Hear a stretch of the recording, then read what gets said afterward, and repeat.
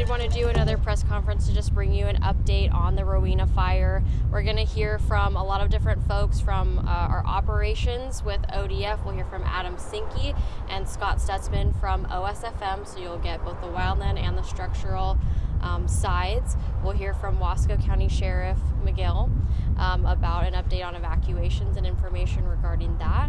We'll also hear from ODF Incident Commander Matt Howard, as well as Travis Medema with the Oregon State Fire Marshal's Office. So without further ado, I'll have Adam come on up and give you a current fire outlook.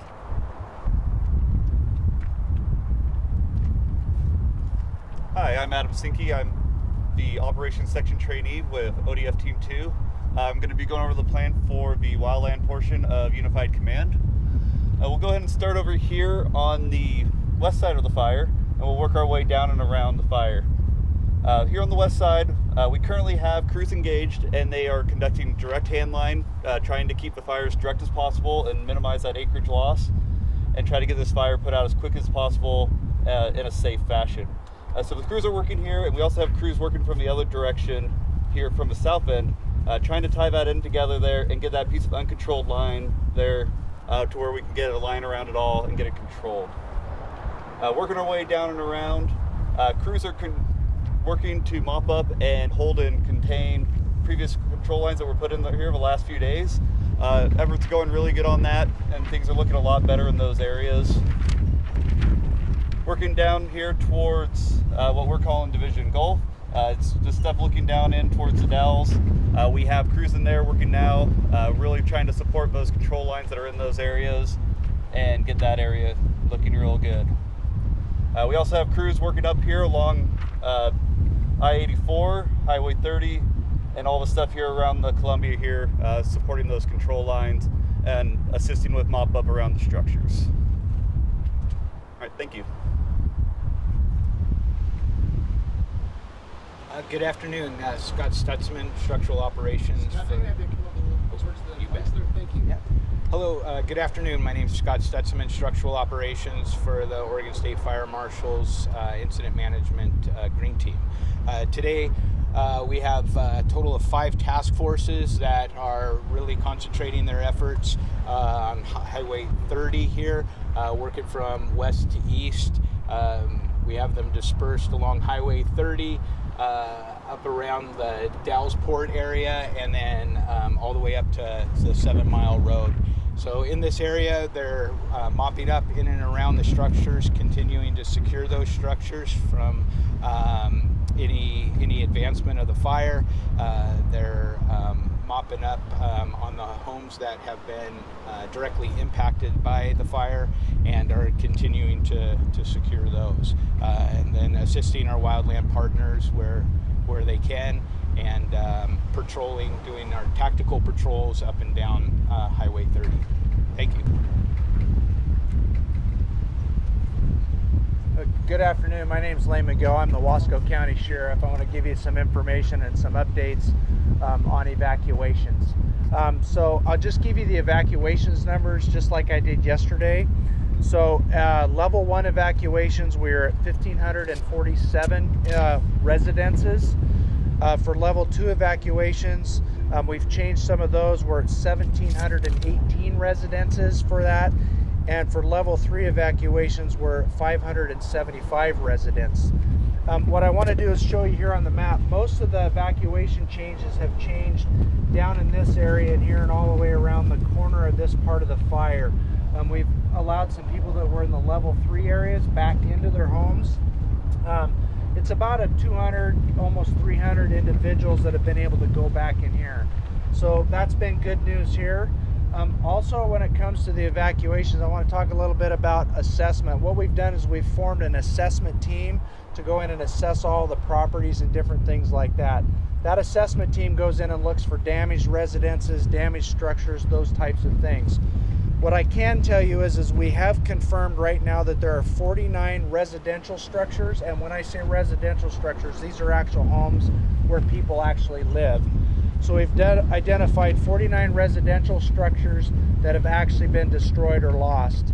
We have an unknown number right now of actual outbuildings, so that could be like detached garages, shops, well houses, pump houses, and things like that. That number has not been settled on as of yet, nor have we settled on any kind of vehicles. But we anticipate, based on the assessment team's evaluations that will continue throughout the incident, that these numbers are going to grow. But that's what we have for you right now. I want to reiterate, as we reiterated yesterday, we have no known fatalities at all in this fire. I know there's been some rumors and there's been some statements about that there's fatalities and there's numerous fatalities. That is not the case right now. We have no known fatalities. We do not have any missing persons that we know of right now that have been confirmed. With that being said, and I gave this information yesterday, I want to give it again, is that if you have a loved one that is missing, we have a message hotline that you can call, and that number is 541-506-2724. It's 541-506-2724. So if you have a loved one that is missing or you don't have contact with, please contact that number, leave a message. We're checking it regularly.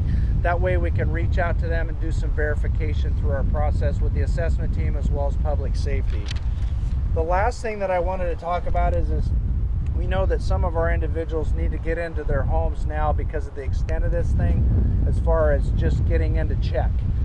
We're allowing people in when the evacuations are lifted. That's one of our focuses. Life and safety is still our number one priority. We have a lot of wind today, a lot of trees that are being remediated and different things like that, rock slides and so on. But if you have immediate need, like medications in particularly, please come to one of the roadblocks and we'll get an escort into your home and stuff if your home is still there, and then we can get you back out safely and stuff like that. So that's still happening. Just like I said, just go to one of the roadblocks and we'll facilitate for you on that. So that's it I have for now. So thank you. Do you have an idea of where the majority of... We'll take questions at the end. Yeah, let those guys go. We'll get you taken care of. Good afternoon. My name is Matt Howard. I'm the incident commander for Oregon Department of Forestry Incident Management Team 2. It's early in the season for us to be rolling on a fire like the Rowena Fire in the middle of June, especially such a large, devastating fire that's caused so much damage and impacted the community, as Sheriff McGill says. We are very interested in putting this fire to bed and assuring that we can get the community back in place and commerce back in place as well for this community. Fires like this are challenging on many fronts. It's tough on our firefighters. It's tough on the communities that we're here to serve. There is quite a few agencies that are focused on this community and making sure that we can provide the services to them to ease their suffering in this effort. The struggle on this fire is the cost of it. The landowners that pay their fire patrol assessment, they're helping fund the initial attack on this piece. But how do we pay for this larger incident is the big question. We don't have that dedicated funding for the large fires that is so desperately needed, so we can provide that service for these landowners. We're up for quite a season ahead of us. Here we are mid-June. We still have July, August, and September ahead of us, which is the key and the heart of our fire season. So we're trying to pace ourselves, knowing that this is going to be a long season, not only for our fire crews, but all the agencies involved in the communities in which we serve. So we'll be here until the fire is safe and return to the local authorities. We're glad to be able to be here and help those folks out. So thanks. Good afternoon. My name is Travis Medema. I serve as the Chief Deputy and Deputy Director for the Department of State Fire Marshal, and currently on this incident as the Agency Administrator for the OSFM Green Team. I wanted to take a minute and thank the first responders. When this fire originally broke out, the local fire agencies, the wildland partners, and the Sheriff's Department for their initial response. That response saved lives and saved structures. Heroic efforts by those firefighters to help protect people and property. Also wanted to take a minute to thank the women and the men that are out there on the front lines right now. There are over 450 firefighters, and you have some of the best firefighters out on that hillside trying to contain this fire and working to protect communities, and I think we should recognize them and thank them for their efforts. Fire managers across the state remain very concerned about the 2025 wildfire season. It's already started early. There are critical fuel conditions across much of the state. And as we look forward and forecasts point to, fire season will only become more difficult as we get into the months of July, August, and September, with the entire state being at risk for large catastrophic fires. As we look to those months and look forward, funding of these responses will be absolutely critical. The base funding for readiness to support our firefighters that respond, funding for how do we pay for these large, costly fires? How do we pay for the aviation assets? And then how do we pay for prevention and mitigation activities to prevent these fires in the future will be absolutely critical over the next couple weeks as the legislative session closes. Just want to thank you all for your efforts in helping us tell the story, and want to encourage Oregonians to help us by preventing fires as we get into the heart of fire season. And thank you. All right, that concludes our press conference. We do have a community meeting tonight at 7 p.m. at the Dalles High School for our public. If they're unable to attend, we will have that available on Facebook. Do you have any questions? Yes. That another home on Highway 30 burned yesterday at the fire active there. Can anyone confirm that? Do you have That there was another home that burned just yesterday off Highway 30? I have not confirmed that as of this press conference here. Have you heard anything, Scott, on another structure? Yeah, I can just say that yesterday, a part of the Rowena Fire, there were no structures lost. No additional structures lost. Where's the majority, if you could, of the 49? Is it in one section or is it dotted through? The section of the 49 starts. We're here in Rowena, so it's going to be on this side of the highway. Would be the south side of the highway. So the majority of them are here. There's a break. In about the 5200 block of Highway 30 West. No. So it goes from right here at the exit 76 down to about 5200 block. The golf course is way beyond that, actually. So we actually have a serious amount of structures that are in here that are being assessed that were damaged in the Rowena, what we might call Rowena proper. And there's a gap in here with just a couple of residences. We haven't lost anything here. And then around here, what we call Adeline Way, Simonelli Road in there was a significant loss of residences in this area here, and then down kind of along the old Highway 30. That's where most of them are at. We have no known structure losses at this time in this area here. So does that answer your question? Yes, ma'am.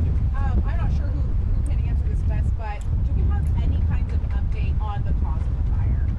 That is still being investigated by the Oregon Department of Forestry. They've taken the lead on any investigation on that, and I can't comment on that. So. All of these 49 structures in Rowena proper, I mean, it's a population of 128 people. That's a lot of homes. Yeah, it's actually beyond Rowena proper. Remember, this is the Rowena proper, what you're seeing right in here. And then you have this down here that's significant as well, yes. And just so you know, like I stated earlier, that number is anticipated to grow as we go through the assessment. We haven't got all of the properties assessed at this time, so.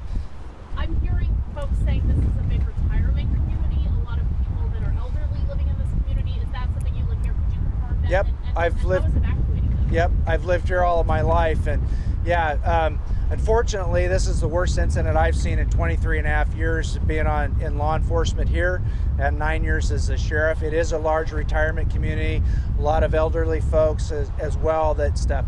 Moving people and stuff like that, of course, in an incident like this, it's rapid and evolving, especially like this was extremely difficult, but we're confident that we're got people out and stuff.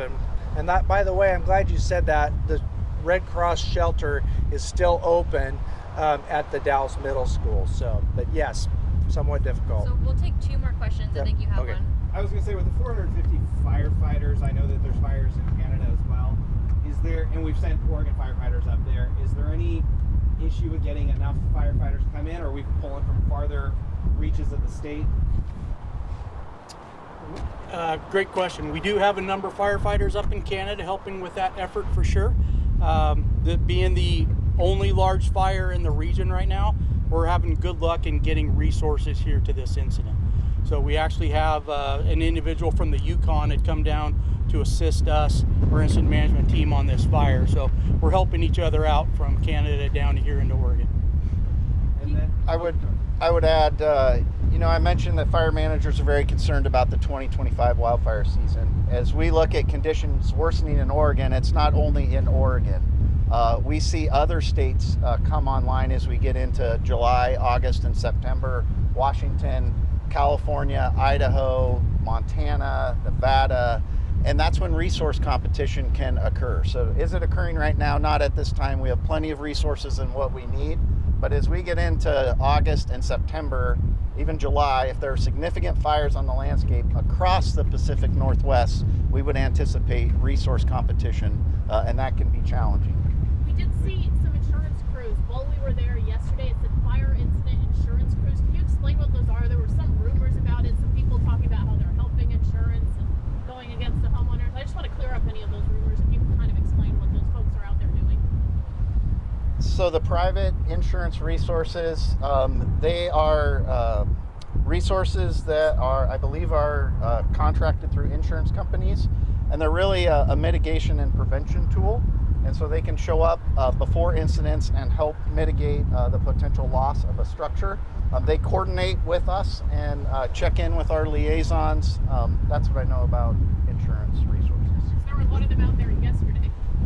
let's talk positives. Is there any positives? Like, is the wind blowing it back to keep it from spreading, or the way it's burning, or anything like that, to give kind of those people that are being evacuated hope of what's to come? Yeah, you bet. So the wind, as you guys can see today, is bad, right? Similar wind as we had on the day of ignition. The good news that I see is the wind's going to lessen over the next couple days, which is going to help our firefighters gain a handle on this. The part of the great news about this is the 450 firefighters that Mr. Meda spoke of. Those are the folks that are giving their heart and soul out there right now to keep this fire at bay. Minimal to no growth yesterday, and really the lion's share of the work and the gratitude from myself goes to the local fire district, the fire district here, and the Oregon Department of Forestry and Central Oregon District, and all those integrated resources that were here on the initial attack, working tirelessly with the Sheriff's Office and the other resources, protecting lives and structures and natural resources as well. So we were handed a very good package yesterday as we in-briefed, and it's only because of that devotion from the local resources here. Thank you. All right, thank Appreciate you very it. much.